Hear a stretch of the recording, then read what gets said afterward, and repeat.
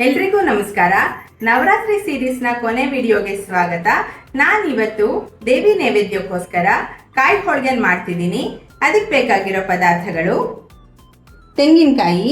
ನಾನಿಲ್ಲಿ ಫ್ರೆಶ್ ಆಗಿ ಒಡೆದು ತುರಿದಿಟ್ಕೊಂಡಿರೋ 2 ಬಟ್ಲು ತೆಂಗಿನಕಾಯಿ ತಗೊಂಡಿದ್ದೀನಿ. ಬೆಲ್ಲ ತಗೊಂಡಿದ್ದೀನಿ 1 ಬಟ್ಲಷ್ಟು, 1 ಬಟ್ಲು ಮೈದಾ, 1-2 ಸ್ಪೂನಷ್ಟು ಚಿರೋಟಿ ರವೆ, ನಾನಿಲ್ಲಿ ಜಾಸ್ತಿ ತಗೊಳ್ತಿಲ್ಲ.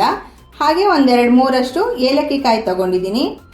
ನಾನು ಇಲ್ಲಿ ಕಣ್ಕನ ಆಲ್ರೆಡಿ ಒಂದು ಅರ್ಧ-ಮುಕ್ಕಾಲು ಗಂಟೆ ಆಗಿದೆ ಕಲಸಿಟ್ಟು.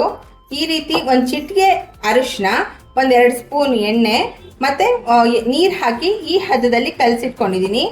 ಮೇಲೆ ಸ್ವಲ್ಪ ಎಣ್ಣೆ ಹಾಕಿದ್ದೀನಿ, ಒಣಗಬಾರ್ದು ಅಂತ ಅಷ್ಟೇ.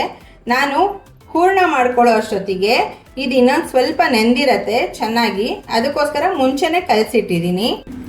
ನಾನಿವಾಗ ಹೂರಣಕ್ಕೆ ತೆಂಗಿನಕಾಯಿ ಹಾಕೋತಾ ಇದ್ದೀನಿ. ಮಿಕ್ಸಿ ಜಾರ್ಗೆ ಹಾಕ್ಕೊಂಡು ಸ್ವಲ್ಪ ನೈಸಿಗೆ ಮಾಡ್ಕೋತೀನಿ. 1-2 ಸ್ಪೂನಷ್ಟು ಟೇಬಲ್ ಸ್ಪೂನಷ್ಟು ನೀರು ಹಾಕ್ಕೊಳ್ತೀನಿ. ನೀರು ಹಾಕ್ಕೊಂಡು ಸ್ವಲ್ಪ ನೈಸಿಗೆ ಮಾಡ್ಕೋತೀನಿ. ಇದನ್ನು ಜಾಸ್ತಿ ಹಾಕೋಬಾರ್ದು.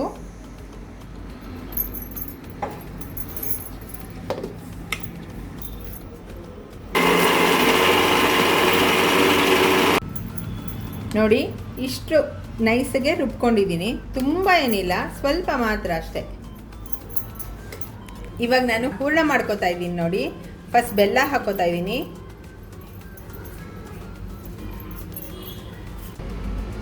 ನಾನು ತೆಂಗಿನಕಾಯಿನ ರುಬ್ಕೊಂಡಿದ್ನಲ್ಲ, ಸ್ವಲ್ಪ ತರ್ತರಿಯಾಗಿರ್ತದೋ, ಅದಕ್ಕೋಸ್ಕರ ಸ್ವಲ್ಪ ನೈಸಿಗೆ ಮಾಡ್ಕೊಂಡಿದ್ದೆ, ಅದನ್ನ ಹಾಕೋತಾ ಇದ್ದೀನಿ.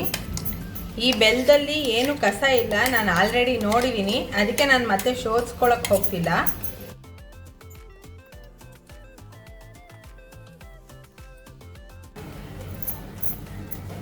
ಇವಾಗ ನೋಡಿ, ಬೆಲ್ಲ ಜೊತೆ ಕೊಬ್ಬರಿ ಹಾಕಿದ್ದೀನಲ್ಲ, ಸ್ವಲ್ಪ ಕರಗ್ತಾ ಇದೆ ಬೆಲ್ಲ ಕೂಡ.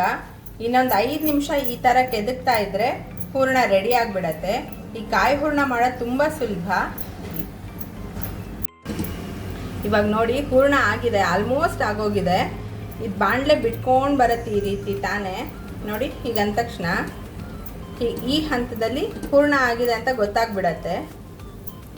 ಇವಾಗ ನಾನು ಸ್ಟವ್ ಆಫ್ ಮಾಡಿಬಿಟ್ಟಿದ್ದೀನಿ. ಹೂರಣ ರೆಡಿ ಇದೆ. ನಾನು ಏಲಕ್ಕಿ ಪುಡಿ ಮಾಡಿಟ್ಕೊಂಡಿದ್ನಲ್ಲ, ಏಲಕ್ಕಿನ ಇದೊಂದು ಸ್ಪೂನಷ್ಟು ಹಾಕ್ತಾಯಿದ್ದೀನಿ.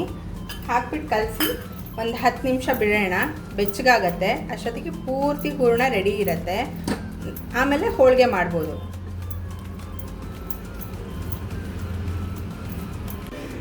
ಇವಾಗ ನೋಡಿ, ಚೆನ್ನಾಗಿ ನೆಂದಿದೆ ಕಣ್ಕ. ನಾನು ಇನ್ನೊಂದ್ಸಲ ನಾದ್ಕೋತಾ ಇದ್ದೀನಿ. ಚೆನ್ನಾಗಿ ನಾದ್ದಷ್ಟು ಹೋಳಿಗೆ ತುಂಬ ಸಾಫ್ಟಾಗಿ ಬರುತ್ತೆ.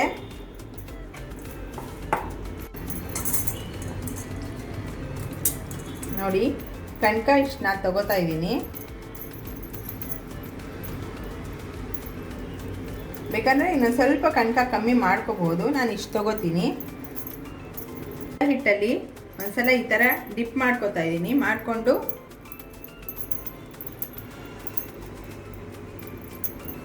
ಸ್ವಲ್ಪ ಕೈಗೆ ಎಣ್ಣೆ ಸವರ್ಕೋತೀನಿ. ಸವರ್ಕೊಂಡು ಈ ರೀತಿ ಮಾಡ್ಕೋತೀನಿ.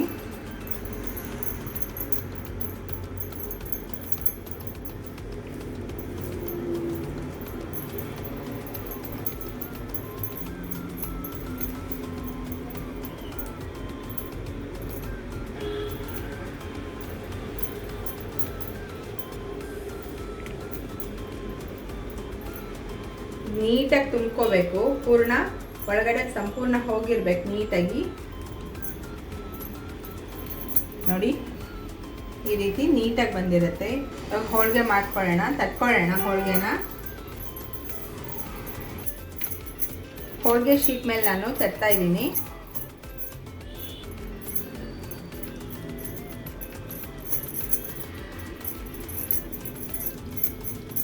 ಫಸ್ಟ್ ಕೈಯಲ್ಲಿ ಸ್ವಲ್ಪ ಹೀಗೆ ತಟ್ಕೊಂಡ್ಬಿಡ್ತೀನಿ, ಒಂದು ಸ್ವಲ್ಪ ಅಗಲ.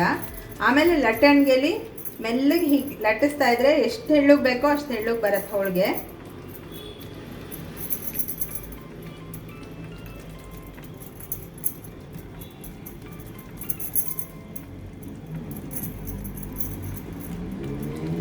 ಲಟ್ಟಣಿಗೆಗೆ ನಾನು ಒಂದು ಹನಿ ಎಣ್ಣೆನ ಸವರ್ಕೊಂಡಿದ್ದೀನಿ, ಅಂದರೆ ಹಿಡ್ಕೊಳ್ಳಲ್ಲ, ಅದಕ್ಕೋಸ್ಕರ. ನೋಡಿ,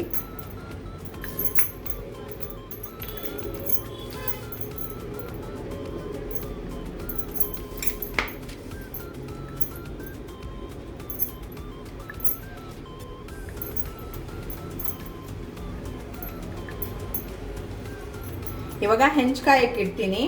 ಇಟ್ಬಿಟ್ಟು ಹೋಳಿಗೆ ಮಾಡೋಣ. ಇವಾಗ ಹೆಂಚು ಕಾದಿದೆ, ನಾನು ಹೋಳಿಗೆ ಹಾಕ್ತಾ ಇದ್ದೀನಿ. ಈ ಹೋಳಿಗೆಗೆ ಎಣ್ಣೆ ಅಥವಾ ತುಪ್ಪದ ಅವಶ್ಯಕತೆ ಏನು ಬರಲ್ಲ, ಯಾಕಂದರೆ ಈ ತೆಂಗಿನಕಾಯಲ್ಲೇ ಹೆಚ್ಚು ಜಿಡ್ಡಿನ ಅಂಶ ಇರುತ್ತಲ್ಲ, ಹಾಗಾಗಿ. ಮತ್ತು ನಾವು ಶೀಟ್ಗೆ ಒಂದು ಹನಿ ಎಣ್ಣೆ ಹಚ್ಕೊಂಡೇ ತಟ್ಟಿರ್ತೀವಲ್ಲ, ಹಾಗಾಗಿ ಎಣ್ಣೆ ಏನು ಬೇಡ ಇದಕ್ಕೆ. ಇದು ಮೀಡಿಯಮ್ ಫ್ಲೇಮಲ್ಲಿ ಮಾಡಿದ್ರೆ ತುಂಬ ಚೆನ್ನಾಗಿ ಬರುತ್ತೆ. ಫುಲ್ಲು ಜೋರು ಉರಿ ಬೇಡ ಇದಕ್ಕೆ. ಫಸ್ಟ್ ತವ ಕಾಯ್ಬೇಕಾದ್ರೆ ಕಾದು ಬಿಡಲಿ, ಆಮೇಲೆ ಮೀಡಿಯಮ್ ಫ್ಲೇಮಲ್ಲಿ ಮಾಡಿದ್ರೆ ಚೆನ್ನಾಗಿ ಬರುತ್ತೆ. ನೋಡಿ ಆಗಿದೆ, ಇವಾಗ ತೆಗಿತಾ ಇದ್ದೀನಿ. ನೋಡಿ ಇವಾಗ ಕಾಯಿ ಹೋಳಿಗೆ ರೆಡಿ ಆಗಿದೆ. ನೀವು ಮನೇಲಿ ಇದನ್ನು ಟ್ರೈ ಮಾಡಿ, ಹೇಗೆ ಬಂತು ಅಂತ ನನಗೆ ಕಮೆಂಟ್ ಮೂಲಕ ತಿಳಿಸಿ. ಲೈಕ್, ಶೇರ್, ಸಬ್ಸ್ಕ್ರೈಬ್ ಮಾಡೋ ಮೂಲಕ ಹೀಗೆ ನಮ್ಮನ್ನು ಸಪೋರ್ಟ್ ಮಾಡ್ತಾ ಇರಿ. ಮತ್ತೆ ಮುಂದಿನ ವಿಡಿಯೋದಲ್ಲಿ ಸಿಗೋಣ. ನಮಸ್ಕಾರ.